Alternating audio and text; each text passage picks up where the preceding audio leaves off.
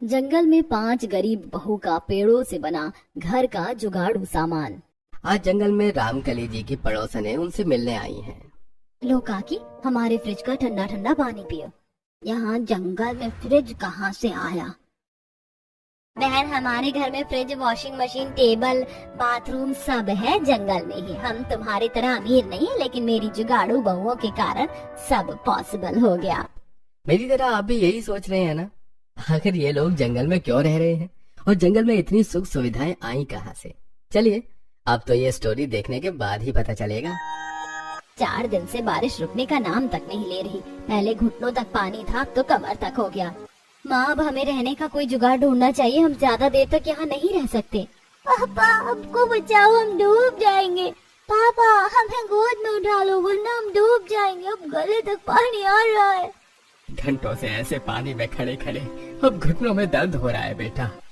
अजय, आप मुन्ना को गोद में ले लो, मैं पलक को उठा लेती हूँ। तभी राज मुन्ना को कंधे पर बिठा लेता है और मनीता पलक को गोद में ले लेती है। ये बारिश रुकने का नाम नहीं ले रही। इस पानी से पैरों में सड़न होने लगी है। हमारे इस एक कमरे के घर में तो छत भी नहीं है, वरना छत पर ही बैठ जाते बारिश के रुकने तक।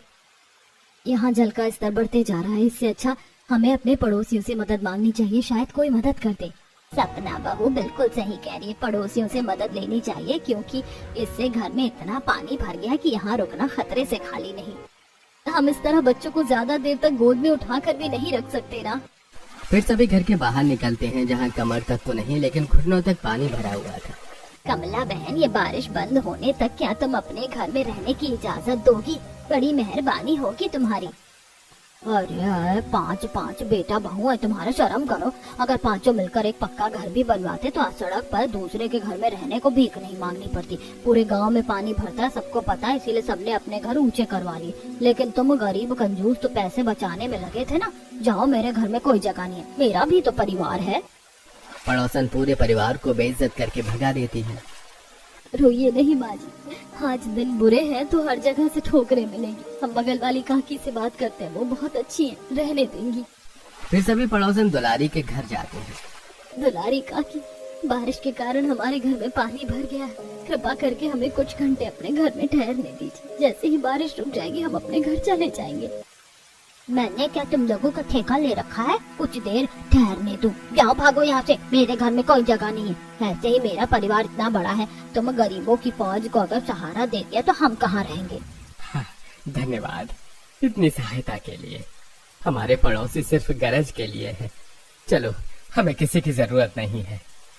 अरे जाओ जाओ गरीबों, इतना स्वाभिमान पहले जाग गया होता तो अपना घर भी पक्का करवा लिए होते और आज नौबत ना आती।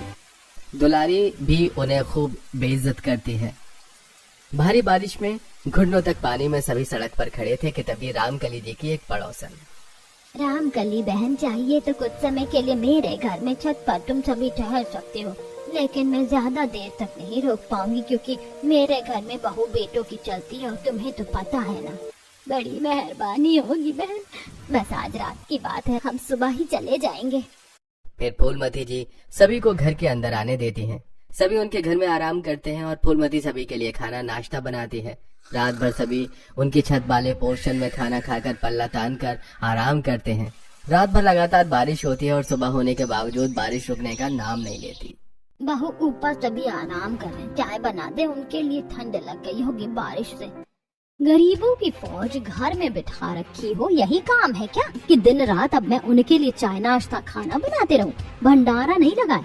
अब भगाओ सबको यहाँ से, वरना मैं चली जाऊंगी। रानी के कटु वचन घर वाले सुन लेते हैं। तभी रानी छत पर जाकर, तुम सभी को शर्म है या नहीं? जाओ, निकलो हमारे घर से। एक रात की बात थी, बहुत एडजस्ट कर लिया, चलो भागो अब। और इस तरह पड़ोसी भी बहुओं और ससुराल वालों को बेइज्जत करके उन्हें वहाँ से भगा देते हैं। बस बहुत हो गया, यहाँ वहाँ की जिल्लत झेलने से अच्छा हम इस पानी में डूबकर मर जाते, फिर भी अच्छा होता। ऐसा नहीं कहते जी, कोई ना कोई सोल्यूशन तो होगा ही। पूरे गांव में हर जगह पानी भरा हुआ है, हमें बाहर जंगल की तरफ जाना चाहिए, क्योंकि पानी में ज्यादा देर रहना ठीक नहीं है। अगर सांप या बिच्छू रहा और काट लिया तो दिक्कत हो जाएगी। सभी पानी में चलते हुए जंगल की ओर बढ़ते जाते हैं। इतनी बारिश में जंगल में भी जाकर क्या फायदा?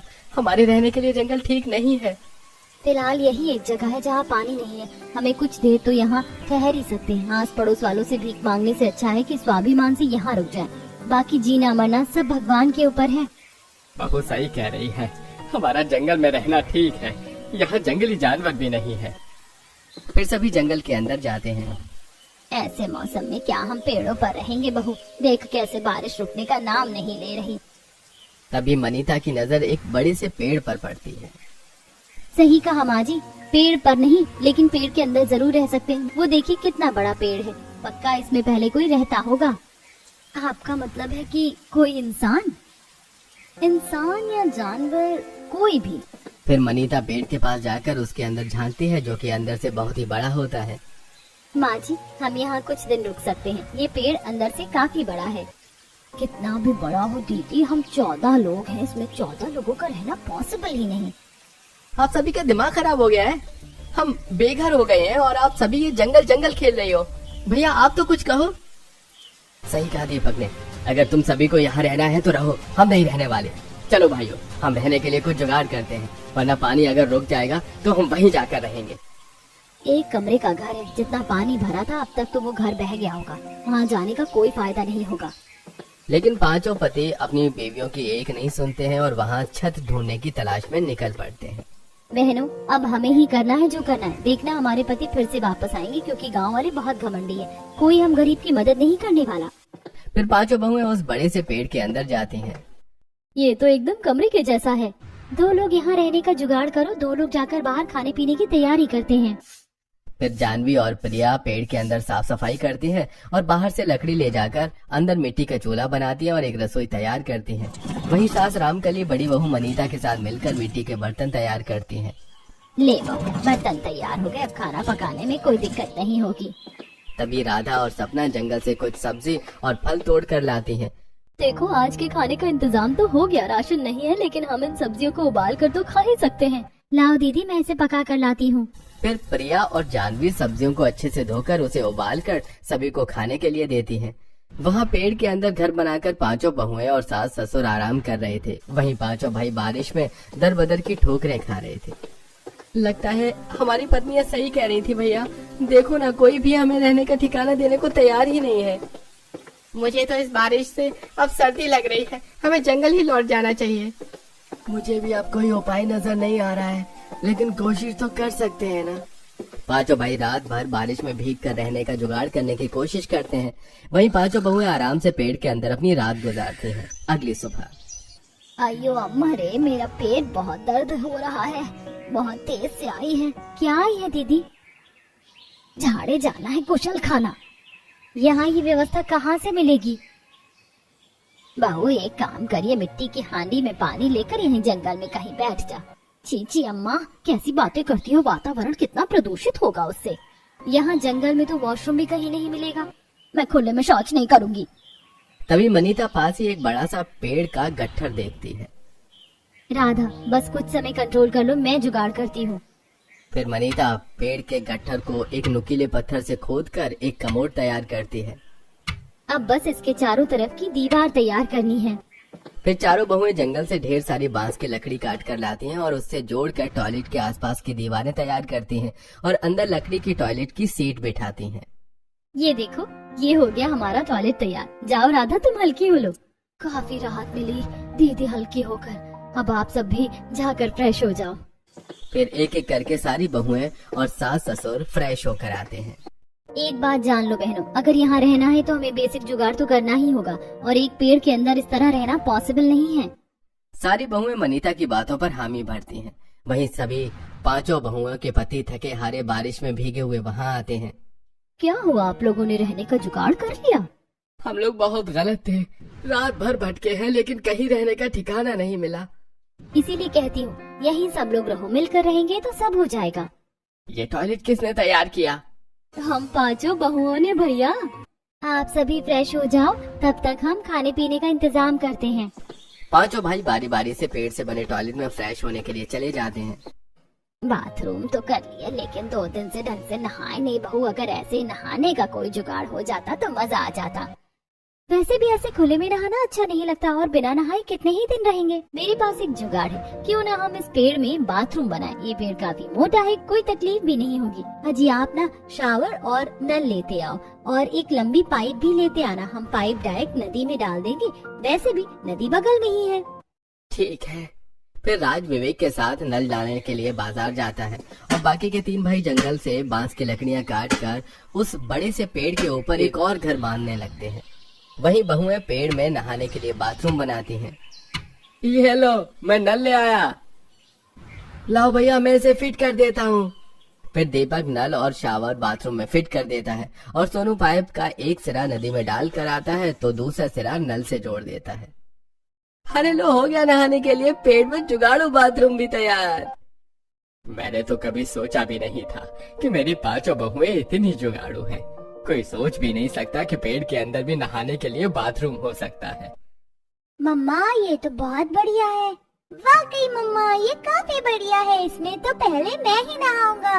नहीं, पहले मैं नहाऊंगी। चलो मैं दोनों को नहला देती हूँ। फिर सभी बारी बारी से पेड़ में बने बाथरूम में नदी के ठंडे पानी से शावर लेते हैं। वाकई नदी के ठंडे पानी में नहाकर तो मजा ही आ गया। अब बहू बढ़िया सा खाना बना दे बस। बहुएं फिर से पेड़ के अंदर बने घर में जाकर सभी के लिए खाना बनाना शुरू करती हैं। कल जो सब्जियां रखी थी वो तो सड़कर खराब हो गई और कल का बचा हुआ खाना भी खराब हो गया।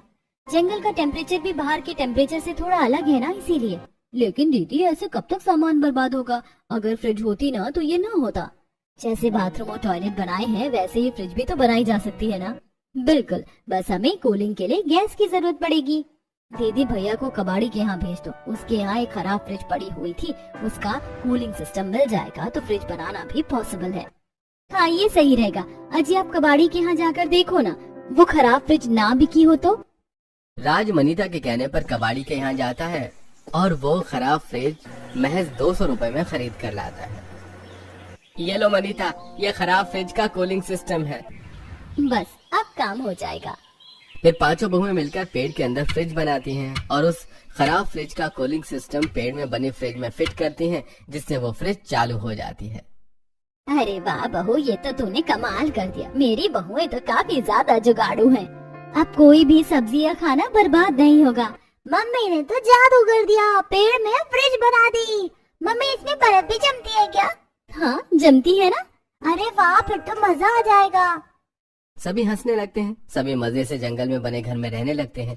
ऐसे ही दिन बीत रहे थे। फिर एक सुबह, ये देखना बहू, हाथ पूरा लाल हो गया है, जाने क्या हो गया। माँ जी मेरे भी पीठ में रैशेस हो गए हैं। मुझे लगता है पेड़ के अंदर खुरदुरी लकड़ियों पर सोने की वजह से हो रहा है ये सब। हाँ, मेरे भी पूरे शरीर पर लाल लाल हो गया है। दीदी क्यों ना हम जंगल में जो कटे हुए पेड़ों के जो गट्ठर है उससे बेड बनाए, वरना ऐसे ही शरीर लाल होती रही तो डॉक्टर का खर्चा बढ़ जाएगा। हाँ सपना सही कह रही है दीदी, हमें बेड बना लेना चाहिए। वैसे भी यहाँ बहुत सारे कटे हुए पेड़ों की लकड़ी के गट्ठर पड़े हुए हैं। फिर 5 बहुएं मिलकर अपने पतियों की मदद से पेड़ों के गट्ठर से बेड तैयार करती हैं और रुई के पेड़ से रुई निकाल कर उसका तकिया बनाती हैं। अरे वाह मेरी बहुओं, जियो, तुम लोगों ने तो कमाल कर दिया। अरे वाह मम्मी, तो काफी आरामदायक बेड है। हमारी जिंदगी तो गांव से अच्छी यही है, यहाँ सुकून भी है मम्मी और लाइफ भी कितनी अच्छी हो गई है। मुन्ना सही कह रहा है, और गांव के घर में तो कभी हमें इतनी सुख सुविधा नहीं मिली जितनी यहाँ है। आप लोगों के जुगाड़ के कारण ही ये सब पॉसिबल हुआ। अब 5 बहुएं पेड़ से बने घर में खाना बनाती हैं और उनके पति जंगल में लकड़ियां काटते, जिससे उनका गुजारा होता। हमारी रोजमर्रा की जिंदगी तो अच्छी बीत रही है, लेकिन हमें कुछ ऐसा करना होगा जिससे हम कमाई भी कर सके, ताकि आगे चलकर एक अच्छा घर ले सके। आखिर कब तक हम यहाँ जंगल में लकड़ियों से बने घर और सामान के बीच रहेंगे? दीदी इसके लिए तो मेरे पास एक आइडिया है। क्यों ना हम बाजार में लकड़ी से खिलौने बनाकर बेचें और लकड़ी से अलग अलग तरह की वस्तुएं। इससे हमारी कमाई भी शुरू हो जाएगी और हमारे पतियों की मदद भी। हाँ, जानवी का जुगाड़ तो काफी अच्छा है। अब 5 बहुएं सुबह जल्दी उठकर पहले अपना काम निपटाती और जैसे ही हर काम से फ्री होती तो खिलौने बनाने में लग जाती। 5 मिलकर ढेर सारे लकड़ी के खिलौने बनाकर उसे बाजार में बेचकर आती, जिससे उन्हें अच्छे पैसे भी मिल जाते।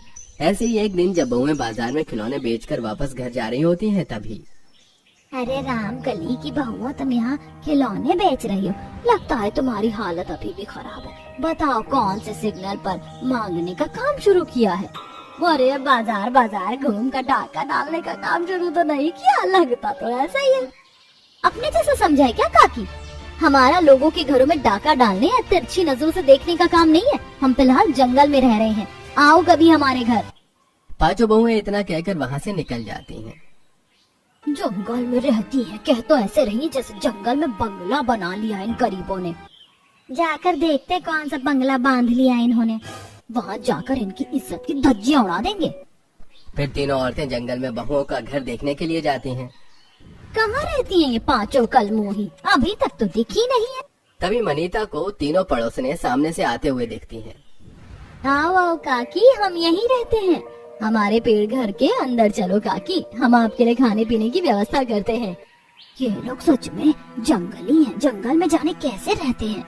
तीनों मुंह बनाकर पेड़ से बने घर के अंदर जाती हैं। आओ बहन बैठो। ये घर तो अंदर से काफी बड़ा है और यहाँ सोफा कैसे आया? ये तो मेरी बहुओं ने बनाया अपने जुगाड़ से। वो देखो बेड भी बहुओं ने ही बनाया है। तभी सपना तीनों बूढ़ी पड़ोसनों के लिए फ्रिज का ठंडा पानी और ठंडी ठंडी रसगुल्ले लाती हैं। ये रसगुल्ले इतने ठंडे कैसे हैं? इतनी देर में तुम बाजार से भी नहीं ला सकते। ये तो मैंने अपने कोमल कोमल हाथों से बनाई है। खाओ आंटी जी, शर्माओ नहीं। इतना ठंडा पानी कहाँ से लाई तुम? अपनी फ्रिज से दुलारी काकी। वो क्या है ना, हमें पता था कि आप आने वाली हो और आपको तो ठंडा पानी पीने की आदत है, इसीलिए मेरी पांचों बहुओं ने मिलकर फ्रिज बनाई है। चलो दिखाती हूँ। फिर सास तीनों बूढ़ी औरतों को फ्रिज दिखाती हैं और वो तीनों फ्रिज देखकर काफी हैरान होते हैं। तभी ठंडा पानी पीने के कारण उनमें से एक को टॉयलेट लग जाती है। अरे दुलारी, जल्दी घर चल, जोर की आई है। यहीं कर ले कहीं साइड में, जंगल ही तो है। फूलमती काकी, आप कुछ परेशान लग रही हो, क्या बात है बताओ? जोर की आई है और क्या बात है? तुम लोगों को तो जंगल में जाने की आदत है, लेकिन हम तो तुम्हारे जैसे नहीं है ना, गरीब भिखारी। कितनी जजमेंटल हो आप लोग। हमारे यहाँ हर सुविधा है, जब टॉयलेट जाना है तो बताना था ना। चलो मैं ले चलती हूँ। फिर मनीता फूलमती को उनके द्वारा पेड़ से बनाए गए टॉयलेट में ले जाती है और कुछ देर बाद बड़ा अच्छा लग रहा है, हल्का होकर तो मजा ही आ गया। तीनों पड़ोसने उनका पूरा घर देखती हैं और देखती हैं कि कैसे बहुओं ने अपने जुगाड़ से पेड़ से toilet, bathroom, fridge, sofa, bed सब बनाया है। ये देखकर उन्हें एहसास होता है कि वो उन्हें जज करने में कितनी गलत थी। तभी उनमें से एक, बहुओं, रामकली जी हमें माफ करना बहन, हमने हमेशा तुम सबका मजाक उड़ाया, लेकिन तुम्हारी बहुएं वाकई काफी काबिल हैं। इन्होंने जो कर दिखाया ये तो हमारे बस की भी बात नहीं है।